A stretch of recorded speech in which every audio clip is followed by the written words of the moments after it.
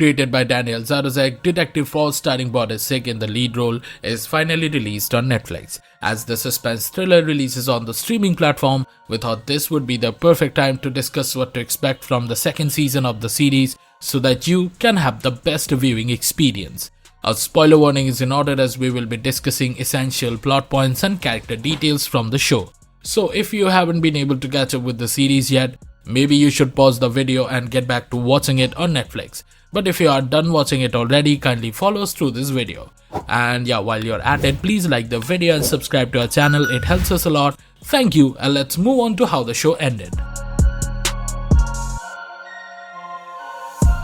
When Forst and Olga sneak into the headquarters and search the place, they end up finding a hidden photo from a terrible incident from the past. The photo shows some men posing in front of a couple they have just hanged from a tree branch.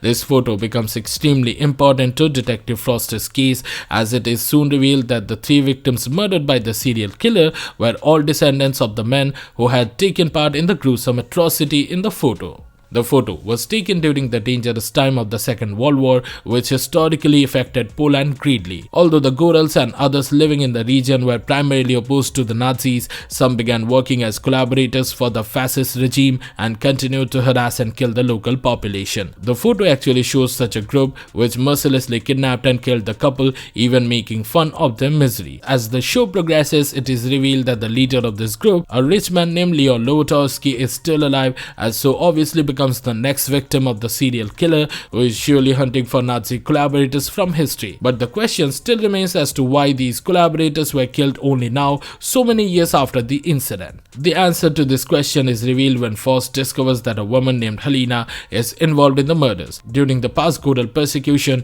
a woman escaped torture, and a few years after the war ended, she returned to the city pregnant. Before her death, she gave birth to a baby girl named Helina, and it was abundantly clear that Helina was the child of rape. However, she never found out, and Helina only discovered her true past when she was an adult and researching her heritage. The woman also discovered that Lowatovsky himself was her father, and then developed a revenge plan to punish all the perpetrators and collaborators of these terrible crimes. Forst realizes that the woman happens to be the same Helina who ran the orphanage where he grew up. Once he and Olga return to the Mountain Remembrance building, they realize that it was not Helina who directly committed one of the murders. The woman wanted revenge for the atrocities committed against her mother and other residents of the area, and it was for this reason that she hired an old acquaintance named Eo Elijah. The man had grown up in the same orphanage since childhood, and this allowed Helina to manipulate Elijah into committing the murders for her. However, there is a huge twist to the story, as Elijah has his own motivations behind the murders and isn't simply following Helina's orders. The title Beast of Gion has been assigned to the serial killer by both the media and some law enforcement authorities. Among the latter, police prosecutor Dominika Wedris Hansen repeatedly uses the term to refer to the killer while she speaks to the press, and of course the name sticks. Although it becomes very clear that the Beast of Gion was actually Eo Elijah, the exact reason for his killing is not entirely clear. Although Helina believed she let Elijah commit the murders, he actually acted on his own initiative. First, Elijah seems guilty of punishing Nazi collaborators and all their existing descendants, which is why he even killed Helina because she is Lowatovsky's daughter. However, Elijah's main goal was not to carry out a deadly punishment, but to attract the attention of the main character Victor Forst. Both Helina and Elijah knew Forst, as the latter had grown up in the same orphanage. This was why Helina paid Edmund to get Forst out of the serial murder case, because she didn't want him involved in the case. On the other hand, Forst and Elijah had been best friends throughout their childhood until a particular incident in their early teenage years. While Helina was not in her room, the two boys sneaked into her room and tried to steal a locket that the woman always wore. In fact, this locket was an odious piece that Helina might have received from her mother. It seems that the coins are reminders of the torture the Gorals were subjected to, and that is why similar coins were left on the corpses. Neither Forst nor Elijah had a specific reason for stealing the locket, as they had only done it out of curiosity, but Helina clearly took this misdeed very seriously. As they were about to get caught, Elijah covered for Forst, taking all the blame and helping his best friend escape punishment. At this point, the two boys had even sworn to be brothers for life, and Elijah was extremely committed to this promise. He took all the hits but was shocked to see that his best friend was adopted by a family shortly after. Originally, the family also considered adopting Elijah, but his past tainted by the theft of the locket discouraged them, and the boys' life path completely changed.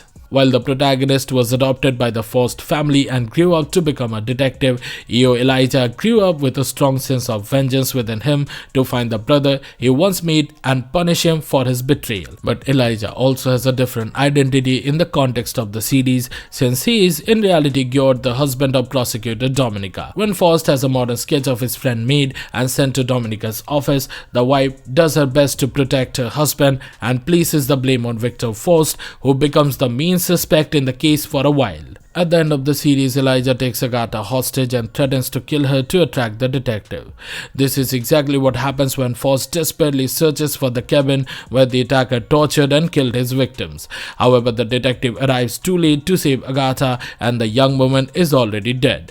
Eventually, a large fight breaks out between Forst and Elijah, causing both men to fall out of the window and seriously injure themselves. When the police finally arrive, only Forst is found injured along with the bodies of Agatha and another young policeman.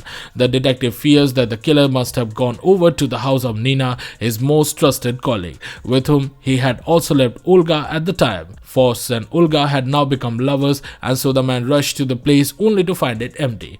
Nina's body is found with a coin next to her, indicating that Elijah killed her. But there is no sign of the killer or Olga, and a provocative scene at the end reveals Elijah lying semi-conscious in a van with Olga driving the vehicle. This could suggest several things, starting with the possibility that Elijah managed to kill Nina but was then outsmarted by Olga, who captured him. However, it is also entirely possible that Olga has always been on Elijah's side and that she will now reveal her true nature and reunite with him, perhaps taking him to a safe place. However, what exactly Olga is doing and what her plan is won't be revealed until Detective Forst Season 2, if such a sequel is ever made. It is possible that to ensure that Victor would not be able to prove his innocence, Olga killed Victor's colleague Nina in the same way so that the police would have no choice but to believe that Victor was the real beast of Giveont. At the end of the first season, we saw the police arrive at Nina's house to arrest the perpetrator, and this time not even Edmund will believe the mentally unstable Victor. We don't know what exactly happened to Elijah after Victor left the orphanage, which brings us to the second possibility that perhaps he too was adopted later, but his adoptive parents were no less evil. Adopting him would answer the question of how Elijah Georg Hansen married a prosecutor, Dominica Wedris Hansen. Perhaps in the same family, Elijah made another adopted daughter named Olga, who also became a victim of child abuse and was therefore able to understand Elijah's plight. The two siblings perhaps launched an assassination attempt to eliminate everyone who had hurt innocent people, including the Nazi sympathizers. However, I really don't want to consider the fact that Elijah or Olga had a true and noble motive behind these crimes, since they ended up killing innocent people like Agatha and Stadsek, which makes me believe that everything they did was to get revenge on Victor. Dominica, on the other hand, wanted to save her family at all cost, meaning she would welcome Elijah with open arms once he recovered from his injuries and returned home. While Victor would spend the rest of his days in prison, Elijah would live a free life with his family. But would he be able to stop thinking about killing people and live in peace if he knew his worst enemies were still alive? Let's hope not. It could also be possible that the mysterious serial killer is a new person and Elijah and Olga may not return for Detective Forst Season 2. Their only motive was to get revenge on Victor, and so Victor may have to start the investigation all over again. He will capture the new beast of Giveont, which will imitate the methods of his old friends.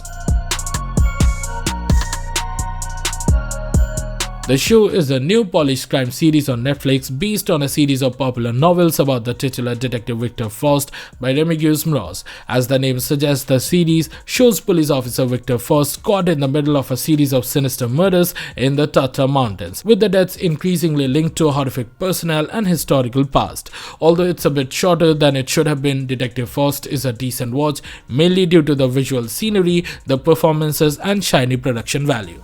Hey, thank you for watching this video. Do share your thoughts in the comment section about your experience of watching Detective Forst on Netflix. Hit the like button and subscribe to our channel to get your weekly dose of cinema series. See you at the next one, and for the timing we are signing off. The Widzania, and I'll be back.